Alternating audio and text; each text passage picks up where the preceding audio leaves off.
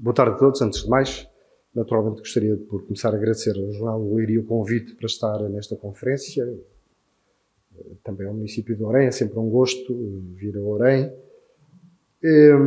Vou procurar ser breve, estamos todos, se calhar, já a pensar noutras coisas, mas trago-vos aqui, em função do desafio que me foi lançado, de falar um bocadinho do quadro comunitário do PT 2030, falar-vos de algumas ideias um bocadinho mais gerais, porventura, esperando eu, possa ser um pouco mais interessante, perspectivando o momento que vivemos, com os fundos europeus que temos colocados à nossa disposição no contexto do 2030, mas perspectivando essa realidade em função do que foi o passado, que são as longas décadas, anos que o país leva já de benefício dos fundos europeus, mas também de perspectivar e olhar um bocadinho para o futuro, porque hoje já se está a falar do futuro naquilo que tem a ver com fundos europeus.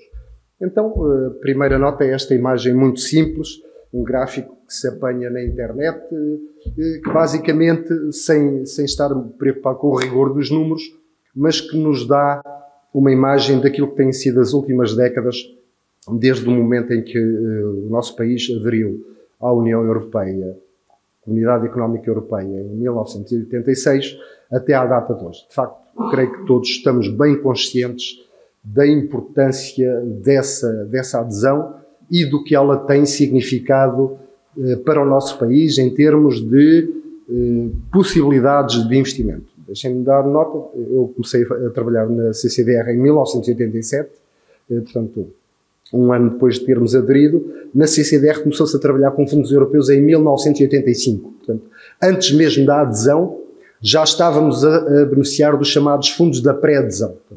Recordo, os meus colegas contam isso com alguma graça, na altura trabalhávamos com formulários em papel em francês.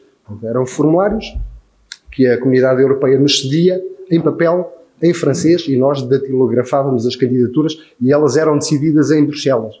Tínhamos que mandar para Bruxelas, por correio, naturalmente, papel, e era assim que as coisas começavam. Mas para dizer que são já muitos anos que beneficiamos largamente de um valor muito significativo de fundos europeus para apoiar o investimento do nosso país. Isso é tanto mais importante se olharmos para o que diz este gráfico. Mais uma vez, um gráfico muito simples, mas diz o seguinte: se não fossem os fundos europeus, a capacidade de investimento do Estado português era extremamente reduzida.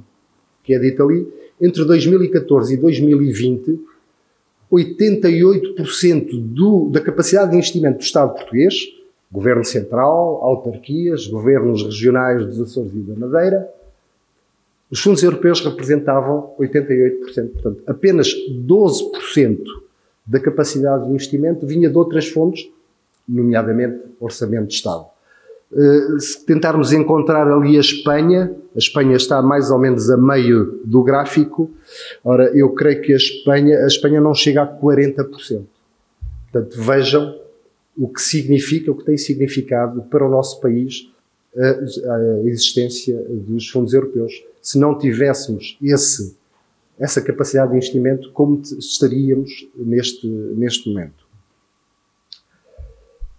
Portanto, começámos em 86, os primeiros apoios de pré-adesão, depois começámos com os períodos de programação. Primeiro foi 89-93, depois 94-99, 99-2006, foram os 3 primeiros quadros comunitários de apoio. Depois tivemos 2007-2013 o CREN, 2014-2020, Portugal 2020 e 2021-2027, Portugal 2030. Portanto, já estamos no 6º ciclo de financiamento dos fundos europeus. Com o período do Portugal 2020, e portanto, basicamente, isto corre das dinâmicas já do novo século, se podemos dizer assim, houve uma mudança na lógica dos fundos europeus. Nos períodos anteriores, verdadeiramente tratávamos dos programas de desenvolvimento regional. Basicamente, a União Europeia pedia a cada Estado-membro que desenhasse um programa de desenvolvimento regional, definisse as suas prioridades e o apresentasse para negociação com a Comissão Europeia. A partir do período relativo ao Portugal 2030, com a chamada Estratégia Europa 2020, houve uma mudança de lógica. E qual é que foi a mudança de lógica? A Europa deixou de perguntar aos Estados-membros quais eram as suas prioridades, quais eram as suas necessidades. A própria Europa definiu as prioridades para a Europa de uma perspectiva global e então, definida essas prioridades vertidas na Estratégia Europa 2020, falou com os Estados-membros e disse: meus senhores, a estratégia para a Europa é esta, digam como é que vocês podem contribuir para esta estratégia. Claramente uma mudança de racional e que introduziu alterações substanciais na forma, nos modos, nas tipologias, nos setores de financiamento que tínhamos à nossa disposição. Este quadro resume basicamente os grandes objetivos dessa estratégia Europa 2020. Ela está focada em 3 grandes dimensões: crescimento inteligente, crescimento sustentável, um crescimento inclusivo, e depois traduzia-se em simplesmente 8 indicadores. A estratégia Europa 2020 era sintetizada em 8 indicadores. Se virem a coluna mais da direita, tem as metas 2020 para a União Europeia. Na coluna mais de interior, que está colorida, temos as metas com que Portugal se comprometeu perante a União Europeia a atingir com a aplicação do Portugal 2030. E Portugal comprometeu-se a alcançar 1,8% do PIB em investigação e desenvolvimento, ou a ter uma taxa de abandono escolar inferior a 10% e por aí fora. Portanto, claramente, um foco novo nas prioridades da política de coesão. E, portanto, nós tivemos que alinhar por esta racional. E, portanto, isto alterou as prioridades que nós poderíamos definir. Já não somos nós a dizer quais são as prioridades, nós temos que alinhar-nos pelas prioridades que foram definidas a nível europeu.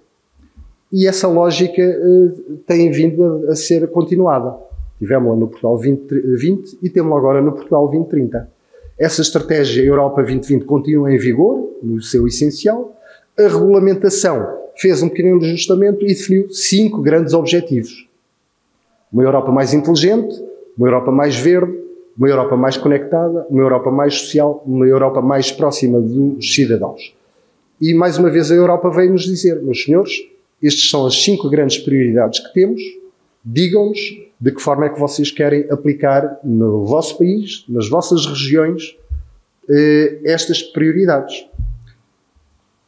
E, portanto, todo o racional do Portugal 2020 e dos programas regionais foi construído com essa lógica. Mas há mais. Os tempos mudam, há sempre novidades, sempre situações novas com que somos confrontados e, verdadeiramente, os últimos anos têm sido extremamente férteis em grandes novidades que têm alterado substancialmente o foco, as prioridades, os desafios com que somos confrontados. Todos temos bem presentes o impacto que a pandemia Covid teve a nível mundial, na Europa, no nosso país, naturalmente, e, portanto, quando nós começámos a construir, a desenhar o Portugal 2030, estávamos ainda a sofrer o impacto significativo do Covid. E, portanto, naturalmente, todo o processo de programação do Portugal 2030 foi condicionado, antes de mais, por esse tema. E, portanto, há muito daquilo que foi incorporado no desenho dos programas que decorre do impacto do Covid. Mas, entretanto, surgiu outra novidade. Já tínhamos elaborado as primeiras propostas de programas, quando aconteceu a guerra na Ucrânia. Todo o impacto que isso teve em termos de setor energético, em termos de fornecimento de matérias-primas, de fornecimento de várias cadeias de valor que são estruturantes para o nosso país, houve aí uma alteração substancial. Dou um exemplo muito prático. Nós tínhamos já determinado uma dotação para tudo o que tinha a ver com apoio a projetos de eficiência energética e as orientações que recebemos a nível nacional, porque Portugal recebeu orientações a nível europeu, é de reforçar muito essa dimensão, porque a Europa precisava de ter uma resposta forte em termos de energia e, portanto, os instrumentos da política de coesão tinham que também contribuir para esses novos desafios. Além disso, em todo esse contexto, a Europa definiu também duas grandes prioridades: a transição digital e a transição climática. E, portanto, independentemente de todo o quadro de programação, toda a regulamentação daqueles 5 objetivos que eu vos disse, além disso acresce que estas duas prioridades estão completamente presentes em todo o processo de programação. E, portanto, isso tem consequências fundamentais. Uma muito evidente: PRR, Plano de Recuperação e Resiliência, que foi desenhado, foi construído, foi programado para a União Europeia melhorar a sua resposta, desde logo, à pandemia Covid, tem um desenho que é focado nestas dimensões. O PRR tem 3 dimensões estruturantes: uma primeira de resiliência, depois uma segunda de transição climática e uma segunda de transição digital. E, portanto, o PRR está desenhado sobre esse prisma. Mas, naturalmente, o Portugal 2030 também. E vou-vos dar nota disso. O nosso programa, como disse, incorpora aqueles 5 grandes objetivos que decorrem da política europeia, que nós traduzimos para um centro mais competitivo, um centro mais verde, um centro mais conectado, um centro mais social e um centro mais próximo dos cidadãos. Mas, em termos de dotação, estes 5 objetivos não são iguais. O nosso programa tem 2,2 mil milhões de euros de fundos. Um valor muito significativo, muito importante. Este gráfico representa a sua distribuição pelos vários objetivos. E fica aqui bem evidente que os 2 primeiros, o OP1, um centro mais competitivo que decorre de uma Europa mais inteligente, um centro mais verde, que decorre de uma Europa mais verde, absorvem 60% da dotação. O que é que isto significa? Muito simples. Transição digital muito associada ao objetivo 1, a transição verde muito associada ao objetivo 2. Portanto, aqui não havia dúvidas. Nós tínhamos que alinhar por estas prioridades e, portanto, 60% da dotação do nosso programa está alocado a estas 2 prioridades. Obviamente, o centro mais social ou o centro mais próximo, as outras dimensões são também relevantes, mas, como é evidente, em termos de dotação disponível para essas áreas, elas são muito, muito menores. E, portanto, isso teve impacto também na estratégia que nós tivemos que desenhar. A estratégia que está por trás do nosso programa está muito focada nos processos de inovação a diferentes níveis, seja inovação tecnológica ou científica, seja inovação nos territórios, na forma como nos organizamos, como dinamizamos os processos de desenvolvimento local. O tema da inovação é transversal ao nosso programa. E também numa dimensão muito relacionada com as prioridades que referi atrás. A lógica da estratégia de especialização inteligente. O que é que isto significa? Basicamente, nós temos que ser capazes de identificar no território da nossa região, da nossa CIM, do nosso município, onde é que ou temos recursos, ou temos competências económicas, empresariais, ou temos capacidade de promover investigação e desenvolvimento tecnológico, e é à volta dessas capacidades, dessas competências ou desses recursos que temos que colocar processos de desenvolvimento com os fundos. E é isso que nós temos que fazer com o nosso programa operacional.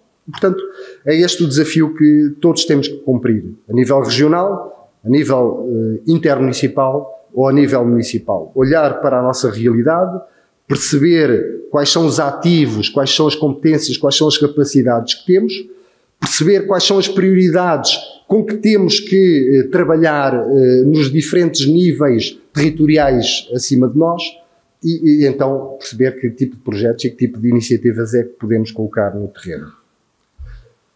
Porque ao dia de hoje estamos, posso dizer, ainda praticamente a começar o Portugal 2030, mas ao dia de hoje já se discute o novo período de programação, que há de ser o 2028, não sei se 33 ou 34, qualquer coisa deste género. Mas à data de hoje já se discute a nível europeu o novo período de programação. E as notícias que vamos recebendo, todos recebemos, isto é uma notícia de jornal do Público, são preocupantes. Não digo que isto não aconteça em todos os novos ciclos. Quando se começa a discutir um novo ciclo de programação, obviamente, isso significa que diferentes perspectivas, diferentes ideias vêm sempre para cima da mesa. E, portanto, há sempre um processo de negociação complexo. E é o que está a acontecer à data de hoje. Naturalmente, há quem se questione se a forma como estamos a utilizar os fundos da política de coesão está a ser a melhor forma. Mas, com a experiência do PRR, há quem se questione se essa modalidade, como sabem, o PRR tem uma lógica completamente diferente do PT 2030. O PRR é um programa completamente centralizado, ele é gerido a nível central, a partir de Lisboa, e, portanto, é gerido para todo o território. Não há subprogramas territoriais ou de outra natureza. E, portanto, é um programa centralizado. E o que é que acontece com os programas centralizados, como é habitual? Mais uma vez, este mapa é retirado de uma notícia de jornal que foi publicado há poucos dias e que representa a aplicação, a distribuição do financiamento do PRR por município. E o que é que fica aqui bem evidente?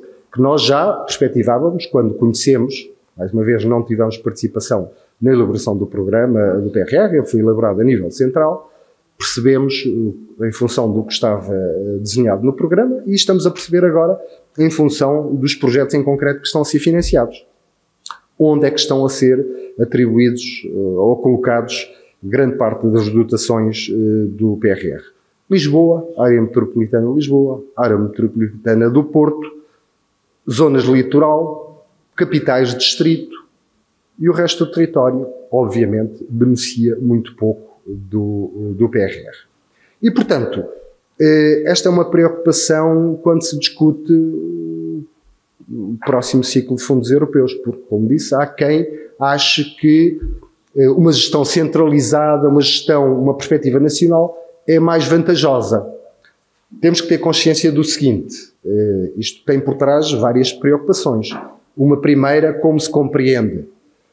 Os países que financiam a política de coesão, obviamente, estão sempre relutantes em colocar mais dinheiro nessa política de coesão. Pelo contrário, eles fazem tudo para que esse dinheiro, esses montantes, se reduzam para terem que contribuir menos. Mas, à data de hoje, como bem sabemos, as solicitações orçamentais da União Europeia estão em crescendo. Novas necessidades. Todos ouvimos notícias diárias que a União Europeia precisa de uma política de defesa.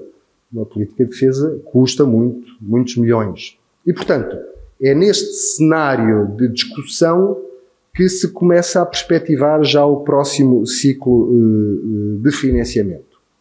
Muito recentemente, em março, a Comissão Europeia publicou o 9º relatório sobre a coesão económica e social. Este é um relatório que é publicado não com muita regularidade, mais ou menos associado a novas etapas de desenho precisamente da política de coesão, onde se faz, de alguma forma, um balanço do que tem sido a aplicação dos fundos europeus e, naturalmente, esse relatório identifica aspectos muito positivos, sem dúvida alguma, mas também assinala algumas preocupações.